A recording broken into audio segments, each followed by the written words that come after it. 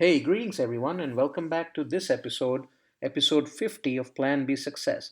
This is a special marker episode since we are at episode 50. I've enjoyed doing this. I hope you've enjoyed listening to these podcast episodes as much as I've enjoyed doing it. So, together, I think we've done a phenomenal job so far. Let's make sure that we keep growing. And thank you very much for listening. Thank you for sharing this content with others. Thank you for benefiting the world with what we have to offer. Today, I'd like to spend some time with you on the journey of self discovery and reinventing yourself. I'm sure you've heard the term about reinventing yourself. You're often told that look within yourself, get to know yourself, and then reinvent yourself in order to make sure that you maximize on the opportunities that life has to offer. They say you grow when you learn. Give up learning and you have stalled. There are many out there who deem that their learning days are behind them, that they can fare relatively well in life using the skills that they have learned so far. Nothing wrong with that, except that nowadays no such luxury exists to say that you will get through your earning years on skills you acquired years ago. We're way beyond those times today. Ever evolving technology has sped up the way we have known organizational structures, roles, responsibilities, and how people interact, and these tend to evolve from time to time. It's not changes occurring over decades or even years that I'm talking about. Now it's down to months and days. Keeping abreast of what's trending in your line of work is the only thing that allows you to survive and be viable, much less excel. Let's look at this through another lens that is more personal to you than just the environment around you. You are best served when you're intensely curious, have a sense of wonderment and excitement, and in the true sense of the word, enjoy what you do. For some of us, our ambition and end goals are crystal clear early on. We are very confident in what we want to do. We know exactly what we want to do and how we want to do it. We know what goals we want to reach. For others, it takes a little bit of soul searching. You got to introspect. You got to find out what motivates you, what stirs you, what is it that excites you from within, and then be able to follow it. But along with this little bit of soul searching, there's also a bit of trial and error. You try a few things, you may like it, you may not like it, you go on to the next one. After this trial and error is when you figure out what you actually want to do, what do you aspire to become. And for yet others, they simply have no idea what they want to do, who they want to be. They don't even know where to begin and end up doing something or the other out of happenstance and then learn to accept it. Learn to accept whatever profession, career, or work that they fall into. Better yet, they should learn to fall in love with whatever they've been bestowed with, and that love shall open the door for their aspiration to get better at what they do, not just get better, in fact, excel. And there are those kinds of people. And like I said, these are the three buckets of people that we find out there in the world. Some who are very crystal clear about what they want to do, where they want to go, and how they're going to go about it. Some have no idea where to begin. They try a few things out before they find where their passions and true happiness lies and pursue that. And some who have no idea where to begin and just end up getting into something and either fall in love with it and learn to excel in it or just trudge along. Those are the three kinds of people that we find in this world. But life is not just about doing what you do best. It's also about seeking to discover who you are, qualities in you that you never knew you had.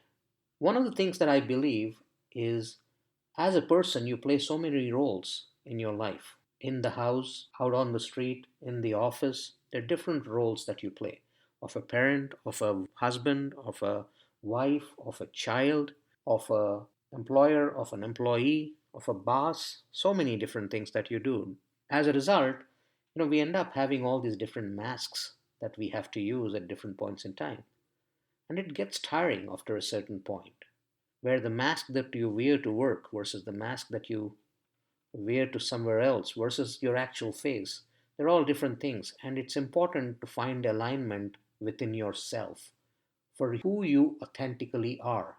The most comfortable place for you is within yourself. And when you don't have to put up pretenses, that's the best way to succeed. Pretenses don't really give perennial success, maybe momentarily, maybe in the short term. So you have to find a way to get to know yourself, to learn yourself.